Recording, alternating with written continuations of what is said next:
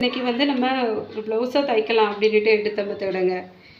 ஏன்னா கட் பண்ணி வச்சுருந்த ப்ளவுஸ் வந்து ஒன்று ரொம்ப நாள் அப்படியே இருந்தது. அதனால் அதை வந்து முடிச்சு கொடுத்துடலாம் அப்படின்ட்டு தான் நான் இன்றைக்கி மிஷினில் போய் உட்காந்தேன். ஸ்டோன் வந்து தைச்சிட்டு இருக்கும்போது ஊசி உடஞ்சிட்டு, ஊசி உடஞ்சதுனால ஊசியை மாற்றிட்டு இருந்தேன் பாருங்க. மிஷின் ஆனில் இருந்துலாம் நான் ஏற்கனவே சொன்னேன்ல வீடியோவில், இந்த மாதிரி டைம்லலாம் நம்ம மிஷினில் போய் உட்காந்தா நமக்கு ஏதாவது ஒன்று விபரீதமாக நடக்கும் அப்படின்ட்டு.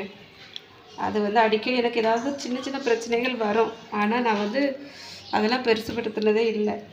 இன்றைக்கி என்னாச்சுன்னா நான் மார்க் பண்ணிவிட்டு காமிக்கிறேன். ஏன்னா இதை வந்து மார்க் பண்ணி தங்கச்சிட்ட கொடுத்து விட போகிறேன். அவள் வந்து இது அவளுக்கு துணி தான். அவள் வந்து நம்ம அளவுக்கு தைக்கலை அப்படின்னாலும் ஓரளவுக்கு பரவாயில்லாமல் தைப்பாள். அதனால் நான் கட் பண்ணி கொடுத்து விட்டுட்டா.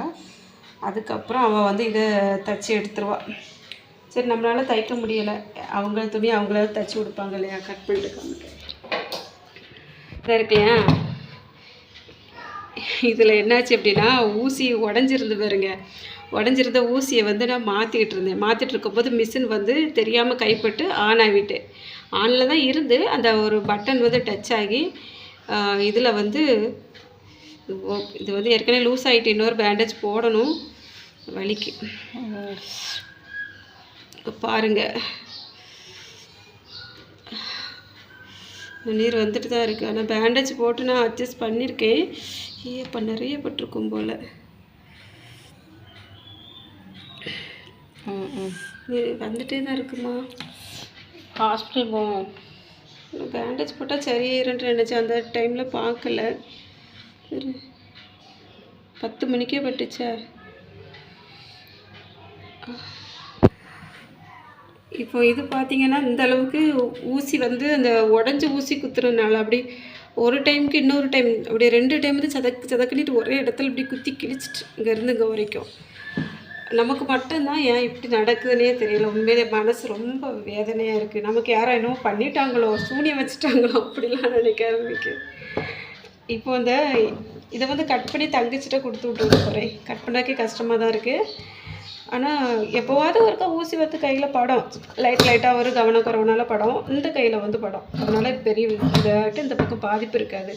நான் இப்போ சொன்னேன், பிள்ளைங்களுக்கு நல்லா சாப்பாடாவது கொஞ்சம் பண்ணி எடுத்து கொடுத்து இந்த தீபாவளிக்கு பிள்ளைங்களையாவது கவனிக்கணும் அப்படின்னு தான் நான் நினச்சிட்டு இருந்தேன். இப்போ இங்கே என்னென்னா வலது கையில் எப்படி பட்டிருக்கு பாருங்கள். இதை வச்சுட்டு எப்படி தீபாவளிக்கு பிள்ளைங்களுக்கு பண்டம் செஞ்சு கொடுக்க, சாப்பாடு செஞ்சு கொடுக்கனே தெரியல. இப்போ ஸ்கூல் போய்ட்டு வந்தால் வந்துட்டு அவளும் பார்த்துட்டு ரொம்ப கஷ்டப்பட்டுருக்கா. அம்மா உங்களுக்கு மட்டும் இப்படி நடக்குது அப்படின்ட்டு. கொஞ்சம் பண்டெல்லாம் செய்யணும், அதையாவது செஞ்சு பிள்ளைங்களுக்கு எடுத்து கொடுக்கணும் அப்படின்னு தான் நினச்சிட்டு இருந்தேன். அதுவும் முடியாது போல் இருக்குது. நமக்கு மட்டும் ஏன் இப்படி நடக்குது அப்படின்றத எனக்கு பெரிய வேதனையாக இருக்குது. இந்த வலி தான் கொஞ்சம் இன்றைக்கி கொஞ்சம் குறைஞ்சிருந்து இங்கே உள்ள வலி.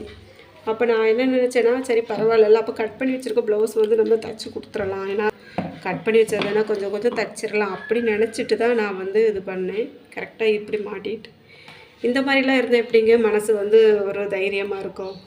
நமக்கு மட்டும் எதுக்கு இப்படி நடக்குதுன்னு தான் தெரியல. அப்படி சுத்தமாக டெய்லரிங் வேலையுமே இப்போ கொஞ்ச நாளாக நிறுத்தியாச்சு. சரி, கட் பண்ணதையாவது முடிக்கலாம் அப்படின்னு பார்த்தா இந்த மாதிரி ஆகிட்டு. இது வந்து சாயந்தரம் வரை பார்க்கணும். கொஞ்சம் மருந்து போட்டு, இல்லைன்னா கண்டிப்பாக ஹாஸ்பிட்டல் தான் போகணும். ஏன்னா இது கொஞ்சம் நிறைய பட்டிருக்கும் போல இருக்குது. எனக்கு அப்படி ஃபுல்லாக ஓப்பன் பண்ணி பார்க்கவே முடியல. நிறைய ரத்தம் கலக்கலன்னு வீடுக்கு அப்படியே மிஷினை விட்டு எடுக்கும்போதே கீழெல்லாம் ரத்தமாகிட்டு. அப்புறம் கொஞ்சம் தண்ணியில் கழுவிட்டு எடுத்துகிட்டு பிள்ளை வந்து உடனே பேண்டேஜ் வாங்கிட்டு வந்து ஒட்டி விட்டேன். அதனால் இந்த அளவுக்கு இருக்குது. சரி, பார்த்து கவனமாக எல்லோரும் இருங்க. தீபாவளியே வந்து ரொம்ப இதாக கொண்டாடுங்க. ஏன்னா வீடியோ போடுறதுக்கே முடியலை, கஷ்டமாக இருந்தாலும் நீங்கள் கேட்பீங்க அப்படிங்கிறதுக்காக தான் இந்த வீடியோ. சரி, நடக்கிறதுலாம் நடக்கட்டும், நமக்கு எல்லாமே நல்லதாக நடக்கும். கெட்டது வந்தாலும் ஏற்றுக்கிட வேண்டியதுதான், வேறு வழியே இல்லை. ஓகே ஃப்ரெண்ட்ஸ், நீங்கள் இன்றைக்கி வந்து மதியம் லஞ்ச் பண்ண முடியலை. தங்கச்சி வீட்டில் இருந்தால் கொடுத்து முடியும்னு சொல்லியிருக்கேன். அதை வச்சு சாப்பிட்டு சமாளிக்க வேண்டியது தான்.